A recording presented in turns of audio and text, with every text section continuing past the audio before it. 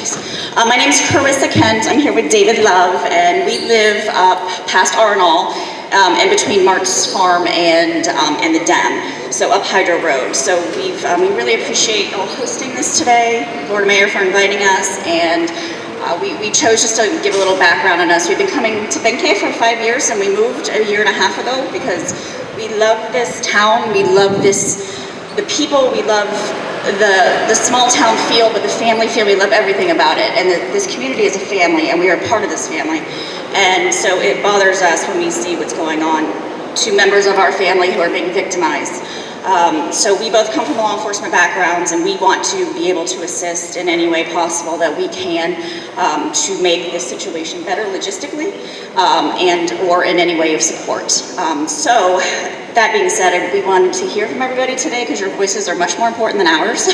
And we just wanted to hear exactly what you have and what your concerns are and how we can possibly help with logistics or any kind of support. So, and I don't remember your name, sir, the person who offered the booth, who got his vehicle stolen.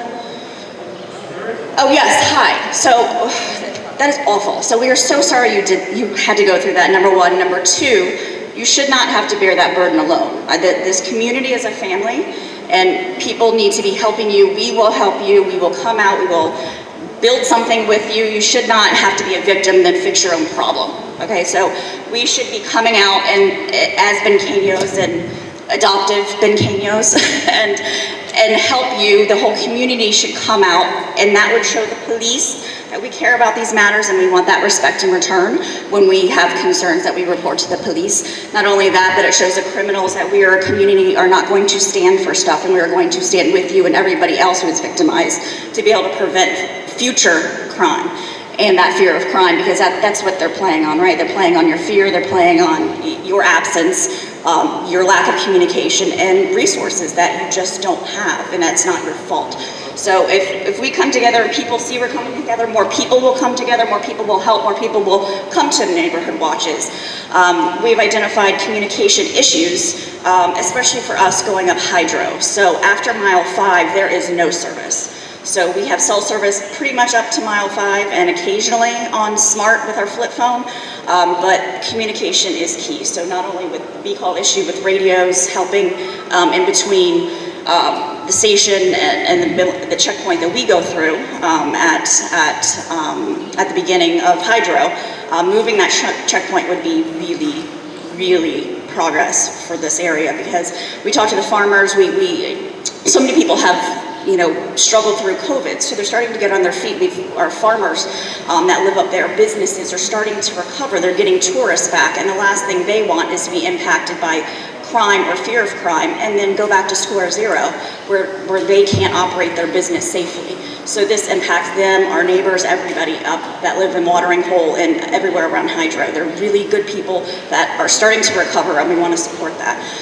So we have a communication. So if something happens, how do we call? Who do we call? We don't have a direct number, and like you said, we can contact mobile phones. We have our Watering Hole safety committee that we can text to, but if we can have some kind of streamline where everybody knows this is the number you call, or this is the person you text, or this is somewhere we send a picture to with a tag, or report anonymously, because several people here we've heard are afraid of retribution, so maybe they don't want to be known if they're reporting something. So there's a multi-pronged approach, and everybody's given some amazing advice, and I think everyone's on the right track here. We just really need to work together from all the different diversities and backgrounds to make it happen. So the mechanism, I guess, is most important with that communication, because if someone can't talk to someone in Arnall or versus Benque or someone along Hydro through first mile 1 through 5, and who knows where anybody is, maybe we can establish mile markers. So what we used to do as law enforcement in the States, especially in really rural areas, we would have signs. So this would be, hey, this is sign blank at mile blank with this number. So when you call the police, you're like, I am at this mile marker and this number, and you have a map and you know exactly where that is, so you're not struggling to find, especially in the bush, rural areas. So that's one option. Obviously the interactivity that you mentioned between the supportive BDF is super important, because obviously the bush, there's lots of areas where people can get in. So between now and October, when there's more officers and more vehicles, if there could be some collaboration and coordination with the support of mutual aid, so that way it's not taking too much off of any one particular agency. And then that way the community could also help support your efforts and whatever we need to do to make sure we're getting you the information you need. And then the neighborhood watch, just a suggestion to maybe put up a sign or at the beginning of the community and just say, hey, this is when the neighborhood watch meeting is, and maybe encourage more businesses and, you know, just kind of boots on the ground to participate in the neighborhood watches.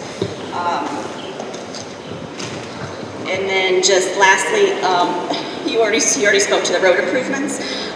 So the road is poor, obviously, we travel it often, but we don't really care about that necessarily, but it does prevent opportunities for criminals to take advantage of those areas where the road is poor and you have to drive slow. So you kind of are vulnerable in those areas.